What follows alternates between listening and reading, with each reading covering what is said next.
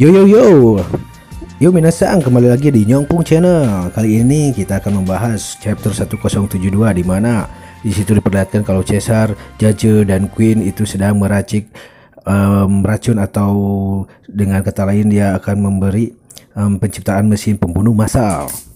Di mana kali ini juga diperlihatkan chapter kalau mereka masih di sekitar Vegapunk Egghead, di mana Jelly Bonnie seperti anak kecil, berubah seperti anak kecil dan dia menangis, di mana di situ diperlihatkan kalau Vegapunk kaget kalau dia disangka Jelly Bonnie terluka dan dia mendekatinya, dan ternyata dia hanya berpura-pura, dan Vegapunk lalu dipukullah oleh Bonnie dan dia berubah menjadi bentuk anak-anak, di mana di bentuk anak-anak tersebut dia mengeluarkan butiran-butiran mutiara, di mana butiran mutiara itu adalah seperti umurnya, sisa umurnya, padahal itu tidak berpengaruh permanen terhadap tubuhnya atau tentang jiwanya dan umurnya.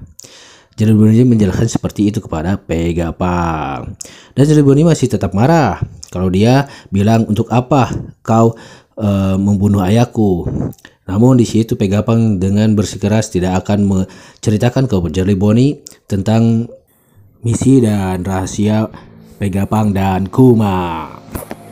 Lalu di situ pun diperlihatkan kalau Kuma sedang memanjat suatu tebing di Redland, di mana di situ adalah tempat pemerintahan dunia, dan di situ pun banyak warga-warga maupun marinir melihat Kuma dengan cakarannya menggenggam tembok. Di situ pun Kuma ditembak oleh marinir.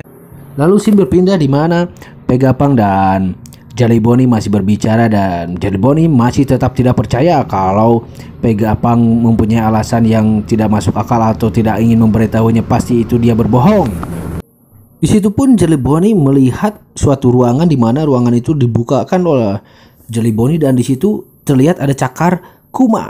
Dia seolah-olah penasaran dan dia mencoba untuk masuk ke ruangan tersebut, dan ternyata di mana di situ ada gelembung besar seperti cakaran kekuatan Kuma berada di situ, dan dia disuruh oleh Vegapunk jangan mendekatinya karena itu adalah rasa sakit dari Kuma. Lalu kita lihat kilas balik dari Vegapunk dan Kuma sedang di ruangan laboratoriumnya, di situ di mana ilmuwan dari West Blue memberitahunya kalau manusia mati akan mengurangi 21 gram massa, di mana jiwanya akan hilang dari bobot berat badannya. Diketahui kalau kekuatan Kuma itu membuat rasa sakit yang tak terlihat menjadi nyata. Dia membuat syaraf indera menjadi gelombang radio dan mentransfernya, dan bisa memindahkan kepada orang lain, seperti halnya kasus diterbak antara Zoro dan Kuma untuk rasa sakit dari Luffy topi jerami. Lalu di situ pun juga kalau Kuma tidak ingin kalau dia diberitahukan kepada siapapun tentang hal ini, termasuk Jelly Bonnie. Namun di situ pun juga kalau Vegapunk sangat menghormati Kuma, jadi dia tidak akan berbicara terhadap siapapun termasuk Jelly Bonnie. Rahasianya akan tertutup oleh Vegapunk.